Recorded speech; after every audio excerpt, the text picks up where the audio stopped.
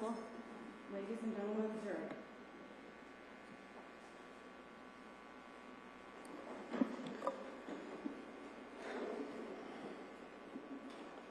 I hope it surprises no one, since I've been doing it consistently, but I will talk less. And I would hope that nobody will judge the strength or weakness of the case just because I say fewer words.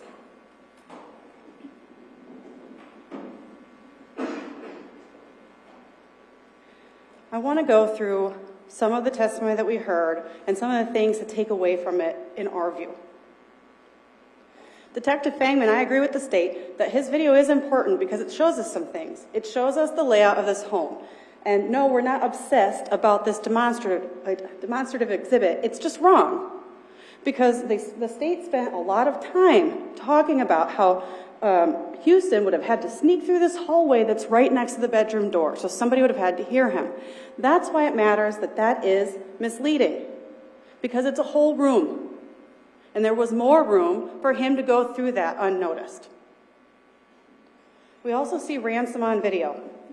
And anything I say, you should always defer to your own recollection, of course, and your own notes and what you heard in the evidence. No attempts to mislead from either side. We see ransom on that video when Detective Fangman walks in.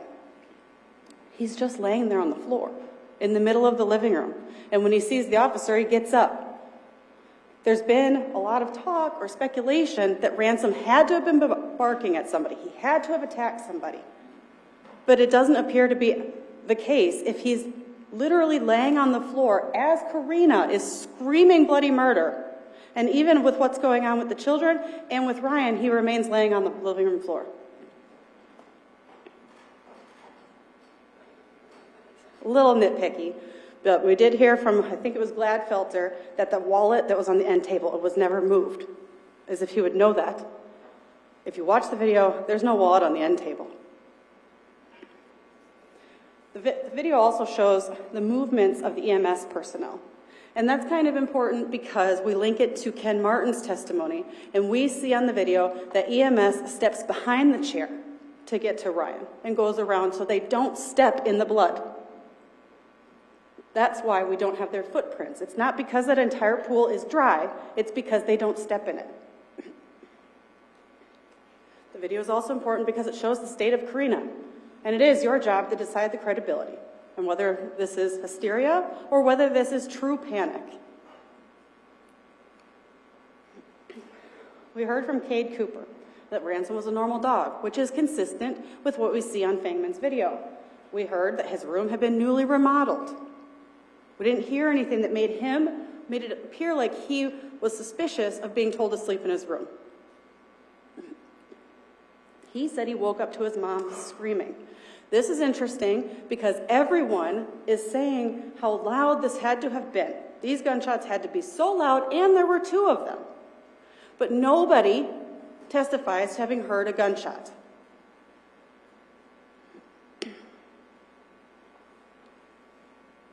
Cade confirms that his mom is running back and forth between the bedroom and the living room. We don't know exactly what time Cade got up. Of course, in this minutes of span of when Karina is making all these steps. We have our only basis of a timeline is the fact that we know there must have been enough time for him to go and slip and leave footprints behind. But he confirms that his mom was running all over the place, freaking out. Cade didn't make it sound like Ryan and Karina fought a whole lot. We've heard testimony from some of the friends that Karina would be pretty mean sometimes. We didn't hear from Cade that they spent all their time arguing, though.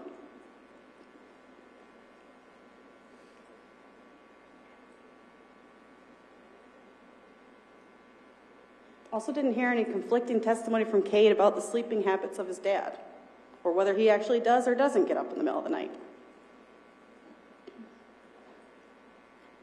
Andrew Gladfelter, we see the pictures that they take. We see this showcasing that is left by the front door. Cannot tell by looking at Detective Fangman's video or any body cam, cannot tell whether that showcasing is visible on that floor at that time. It is certainly possible that somebody kicked it, to get it to that final place. Or it's possible that's just where it landed, certainly. But we also know from the pictures that there is a vent nearby. And we know from the pictures that these things are small.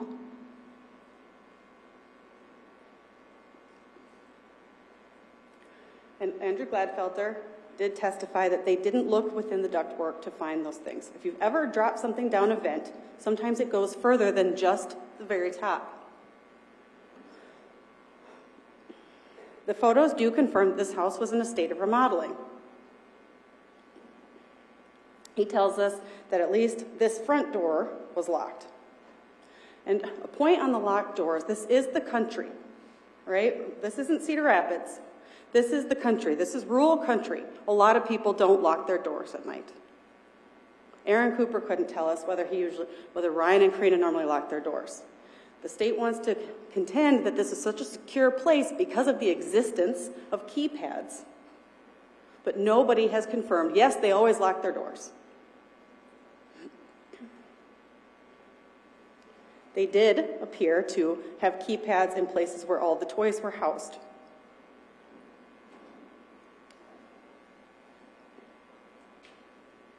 Tiffany Lord, she testified that there are millions of artifacts on these phones. Millions. That's a lot. There are a lot of data points on phones. You saw a handful. You saw some gaps in search history. She picked out one. There were others. We saw some Google searches that Houston made. The best she could find for Karina is a hunter education course.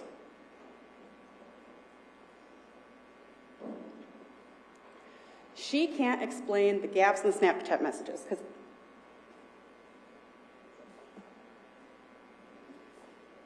in Defendant's Exhibit A alone, we know it's just not possible. These are all the snaps between these two people.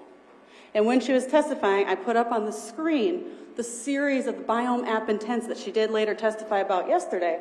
There's a lot of messages happening, a lot. And she can't tell us why we get messages,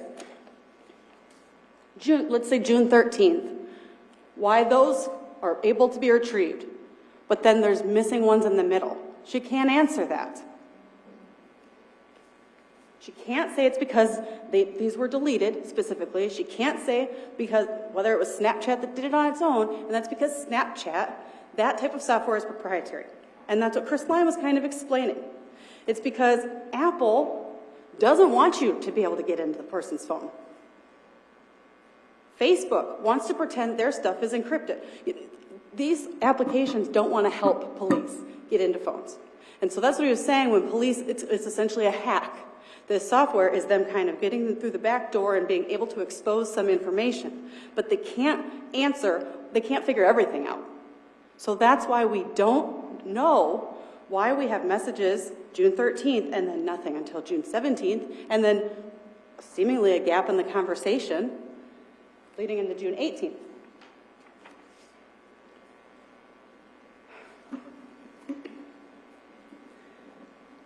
We did ask her, can you explain why some of these numbers look sequential for the Snapchat? She didn't know. She didn't say that they're not. She didn't say that we're wrong about reading the way we're reading a database.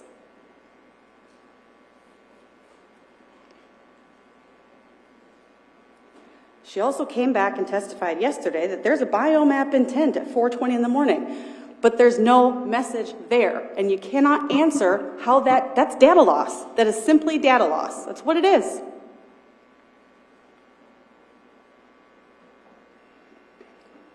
This might be hard to see, but this is Defendant Exhibit J, I believe.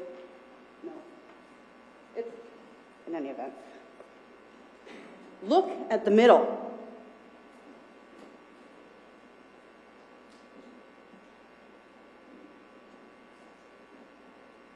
Those numbers are going in order. That's what Chris Lyon meant when he said, I know how to read a database. I have training in a database. Because you can also use your common sense to interpret information. Those numbers are in order. Otherwise, I guess it's just a coincidence that all those numbers are in order. And obviously, above the blue line, we have a gap in the numbers because there's a gap in time. And there are other messages in between that time that don't get retrieved.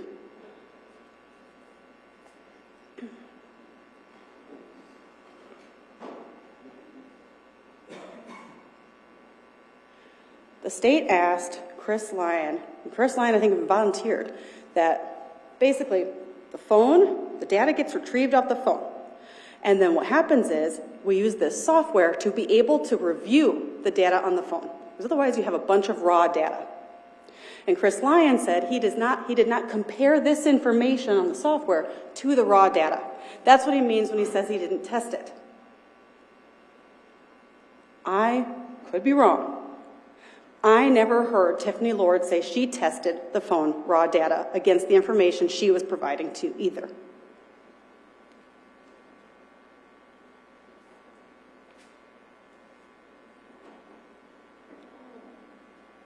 Coming up here and saying it's impossible and sounding confident doing it doesn't mean you're right.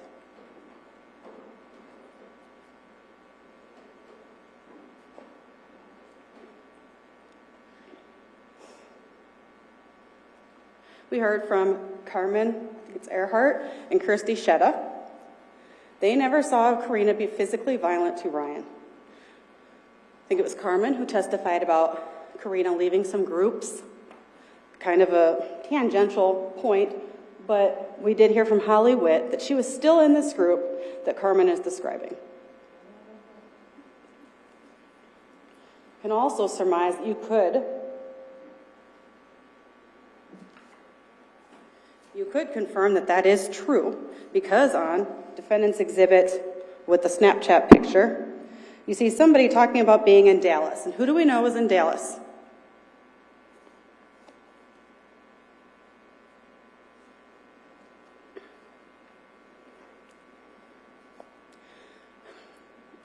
The state also talks about how everybody is like covering their location and everything and taking all these efforts to conceal a crime. We have lots of data points for Karina's geolocation from Snapchat. We only have a couple for Houston. I submit to you that that's because her location is on.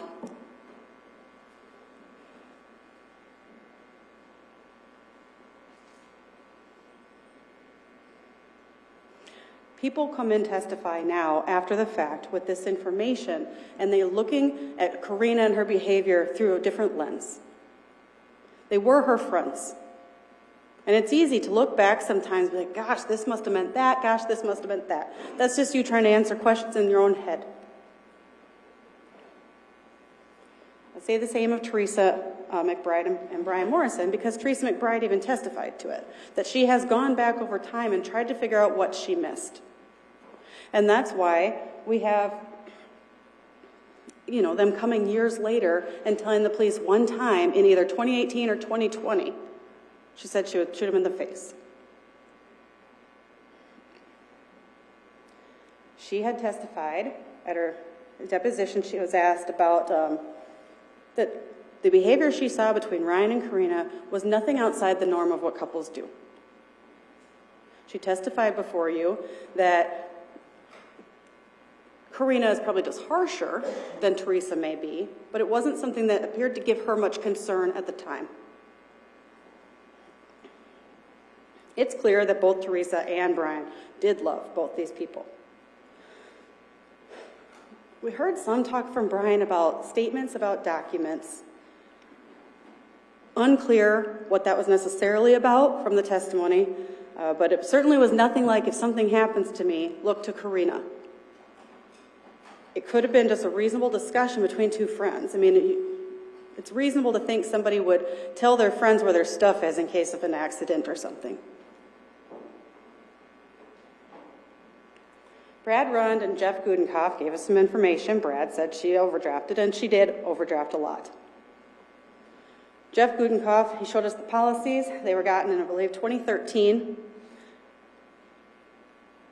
and didn't hear any evidence that at any point Ryan Cooper attempted to change the beneficiary.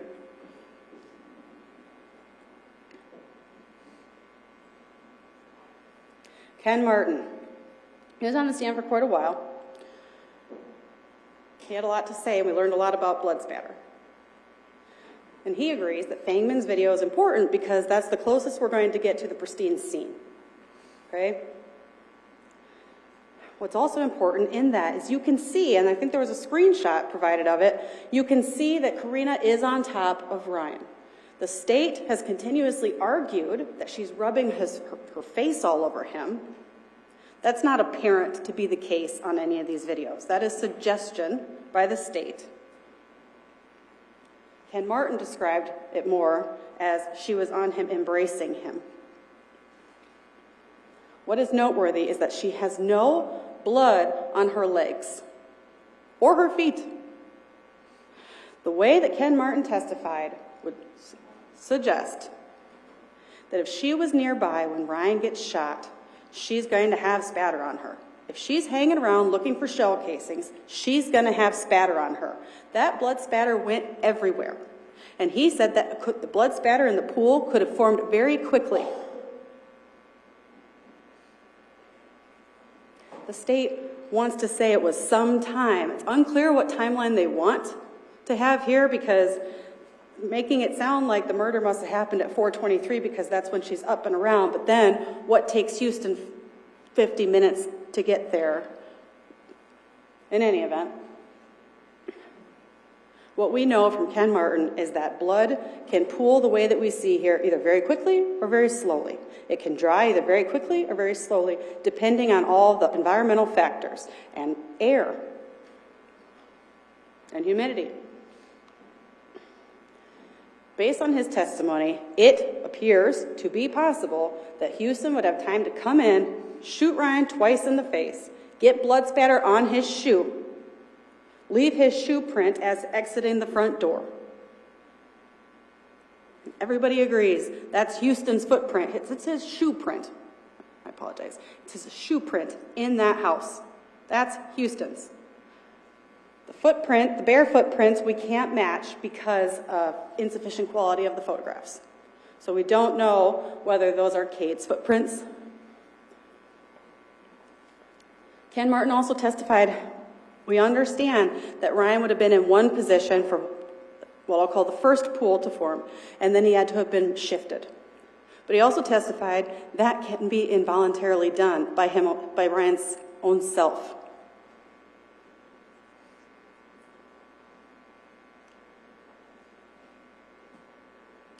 This is a picture of Karina that was taken by law enforcement, and you can see you have them in your evidence. There's no blood on her, aside from where she had contact with Ryan by being on his lap.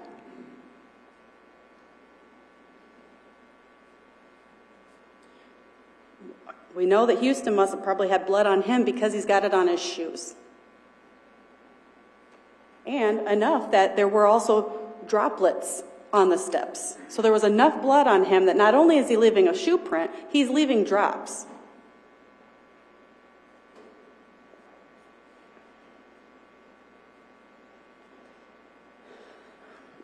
Just running through the remaining witnesses that we have and what we learned that Houston attempted to give the police the wrong gun in 2023.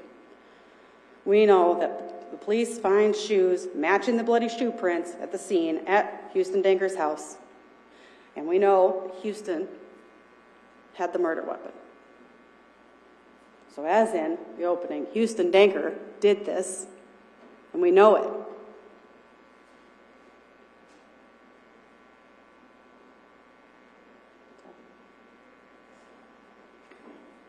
Special Agent Holly Whitt. She does a lot of work with the cell phone tower data. We know that Houston is driving by Karina's house while Karina's not even there. We know that he's lingering around her house for a span of minutes. We have nothing to suggest that they saw each other. There's perhaps been some confusion about whether both of them have Snapchat activity happening while he's near her house. We submit to you that the slide showed that Karina had Snapchat activity, or at least geolocations updating at that time. But Houston did not. Houston's only data points were at his house, and I believe there were only a couple of them for his geolocation updating.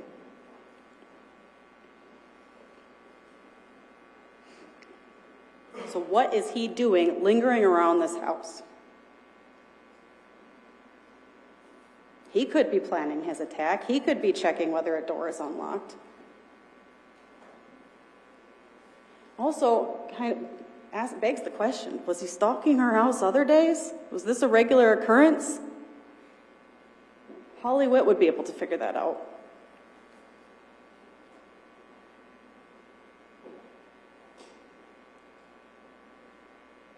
We heard from Karina.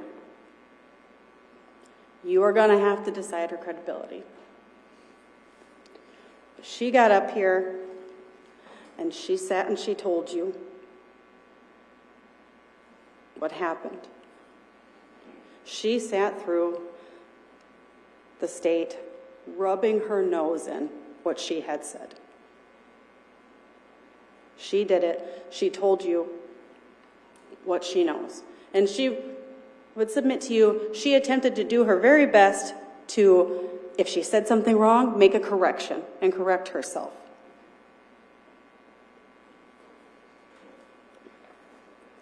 Her testimony does make sense. She does give information to the police. Not all of the information, but she does give them information. She tried to get to the gun safe because somebody was possibly there. An officer was able to open it with his thumbprint. I don't know how that happened either, I guess, how his thumbprint is able to do it, but it's unclear how the state is taking the position that she's saying things that only help her, but also saying that she's only saying things that don't make sense.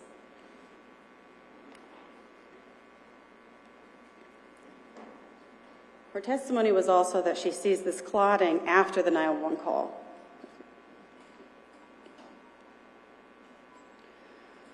But she's older. She couldn't have been manipulated by Houston because she's older. That's a very bare bones way to look at something, but it's certainly not impossible that a younger man could engage in this emotional affair with Karina and be participating in the way that we are submitting to you. Nobody's claiming Houston is a genius, but we are saying he's manipulative.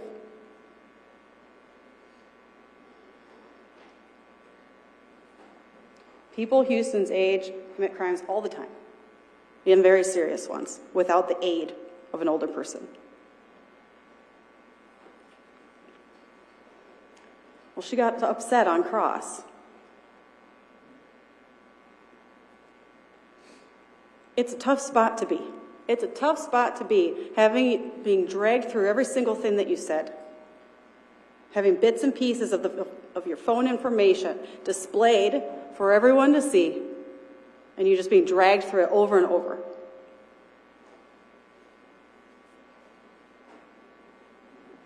But she lied for so long. She told us why. She felt like Houston was possibly setting her up. She felt like people were accusing her. She was scared nobody would believe her. It was wrong and not helpful to lie for so long. But she explained it to you.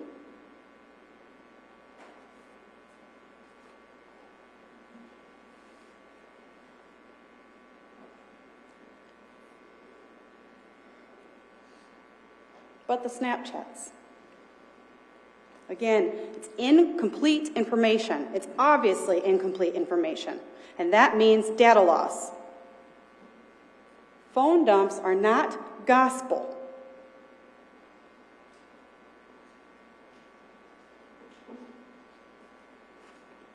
There's a jump in the message ID sequence. I submit to you to use your common sense about what that could indicate.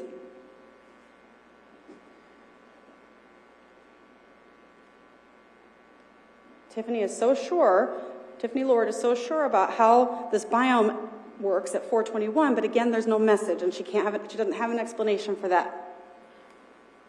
It seems like Tiffany Lord is able to explain things when they're helpful for the state, but doesn't understand them when they could be helpful to the defense. We don't have any Snapchat saying, please kill my husband. We don't have any Snapchat saying, please be quiet when you kill him. We don't have any Snapchats that the state seems to think she's busy making sure everybody is subdued. That she says, okay, he's asleep, everybody's asleep, time to come over. And then by the apparent timeline the state is establishing today, show up 50 minutes later, and we're still going to know that everybody's asleep.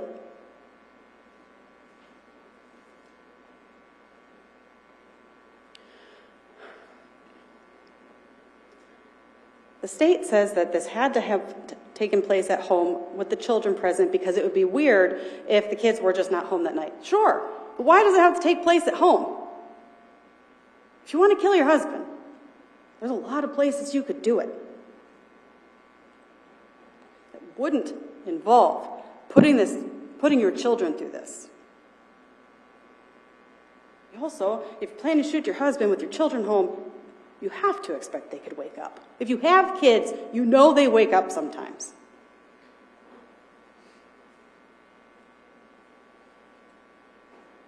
I don't know what subdued means when the state says that, but there's certainly been no suggestion that anybody was drugged here. No testimony of that. And instruction number 10, that is about how you can use statements of Karina. You can use her statements that she made earlier, you can use the statements that she made here, and you can use them to decide if you believe her. You can disregard all of her testimony if you want to, but you don't have to. And the instruction says, do not disregard Karina Cooper's testimony if other evidence supports it, or if you believe it for any other reason.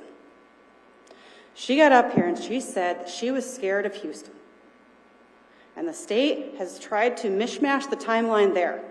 She wasn't scared of Houston until he actually killed her husband. She's still engaging in this ridiculous online emotional affair fantasy world until he actually does it and kills her husband. Then she's scared. And is that a ridiculous notion? Perhaps to some of you.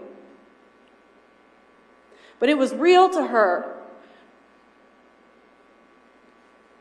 And she was scared. Whether it's because she thought that he was going to harm her, or whether it's because she thought she'd go down with this ship.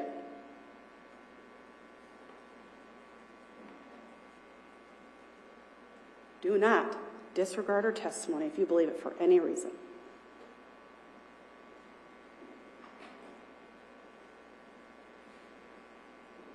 Houston Danker. There's a wealth of evidence against Houston Danker being responsible. Houston Danker, we're going to say he's only so old, then he's probably reckless in his planning. He doesn't care if there's going to be a confrontation. He had made all these types of statements before. Why does he choose this night to do it? Nobody knows. He didn't testify.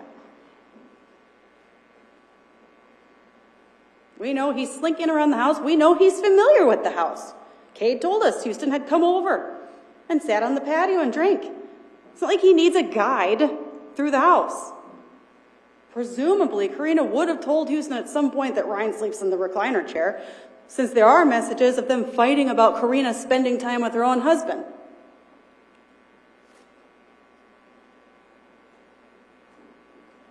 Karina told you that they had been arguing earlier in the night. That could explain why this guy is driving by and slinking around, and it's because he's nuts.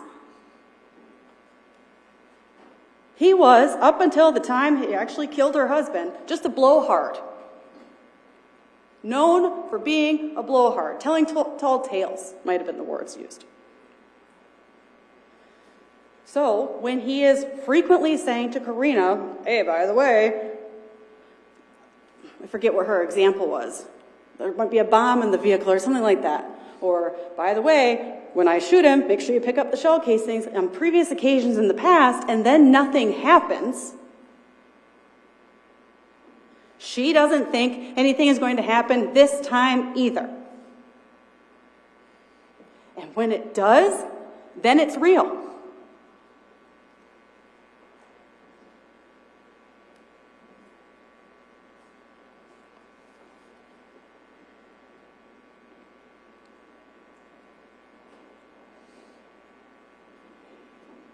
We talked about in jury selection, presuming somebody innocent, and that we're required to do so. We're required to look at things different in a courtroom than we might look at them every day or in our everyday lives. She is presumed innocent unless and until the state proves her guilty with evidence beyond a reasonable doubt. And it doesn't matter that she's sitting at this table with me. It doesn't matter that she was arrested. What matters is the evidence. Beyond a reasonable doubt, you have an instruction explaining that to you as well. Like we talked about in jury selection, it is not a gut feeling. It is not a snap judgment. It is not even, I'm pretty sure. Benjamin Franklin said, "It is better that 100 guilty persons should escape than one innocent person should suffer." And that's what we mean when we say beyond a reasonable doubt. We want jurors to be firmly convinced of somebody's guilt before they make that decision. If there's any part of you that is feeling doubt, reasonable doubt, don't convict her, even if you're pretty sure, because that's not firmly convinced.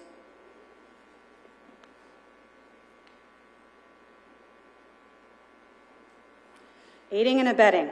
State's case is just words. There's no proof that she lifted a finger to help Houston. The state makes assertions about the things that she probably or could have done to help Houston, but there is no affirmative evidence of that. We do not convict people of the most gravest of crimes based on thoughts or words. It doesn't matter if she sometimes had made statements about wanting a rogue semi-accident, which, I would point out, Tiffany Lord conveniently leaves out of her her PowerPoint, the very next statement being, "I have dark and twisted minds sometimes, divorce me." Cherry-picking evidence is misleading. And it's okay if you think you wanted to see all of it. You weren't given all of it.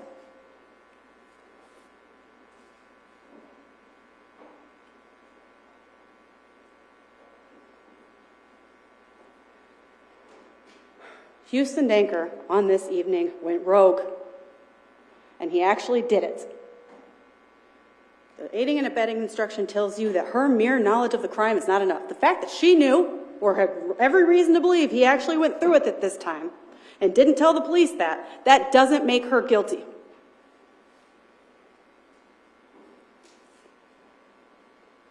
The bottom line here is that no one ran off into the mountains. Karina did not blow through the insurance money. We can sit there and quibble over how much she spent on this and how much she spent on that.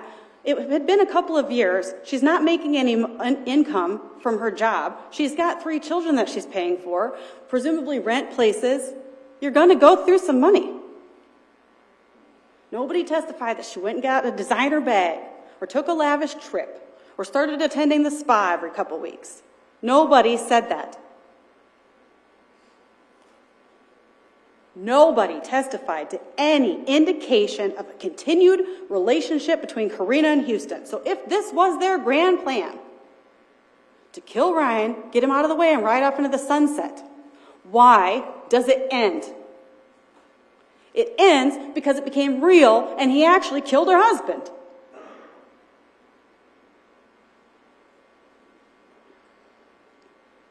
Karina doesn't have blood on her legs and feet. She would have had to have.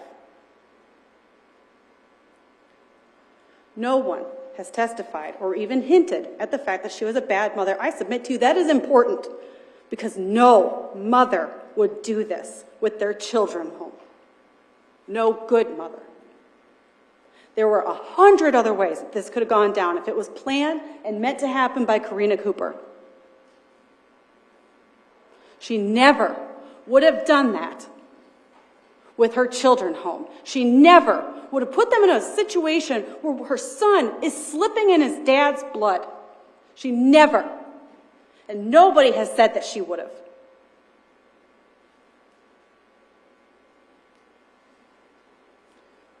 She did not have any specific intent to kill her husband.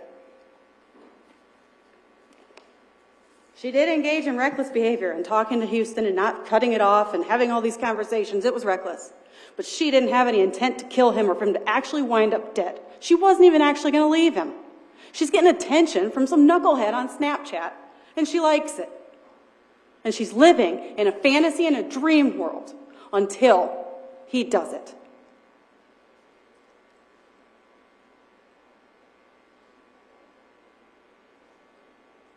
This decision you're about to make is a decision like no other.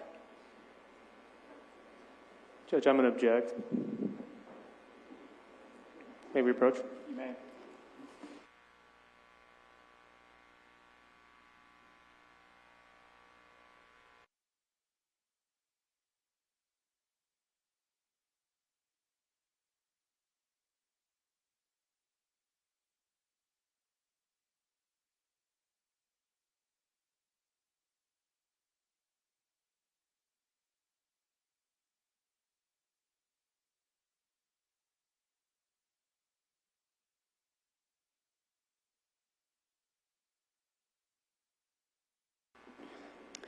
This is a decision like no other that you will make.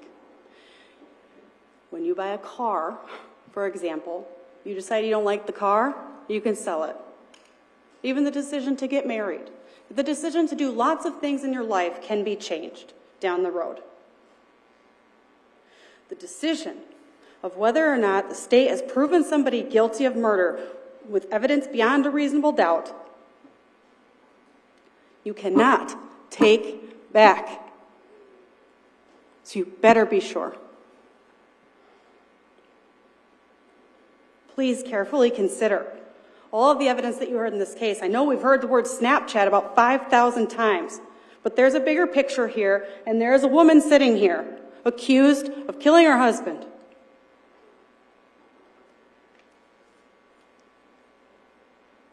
She didn't do it. She wouldn't do that. She would not do that to her children.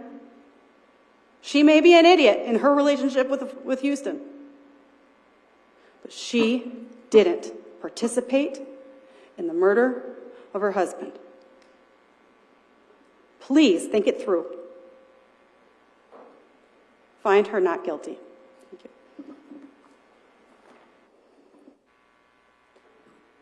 you. Mr. Ringel, rebuttal. Thank you, Judge.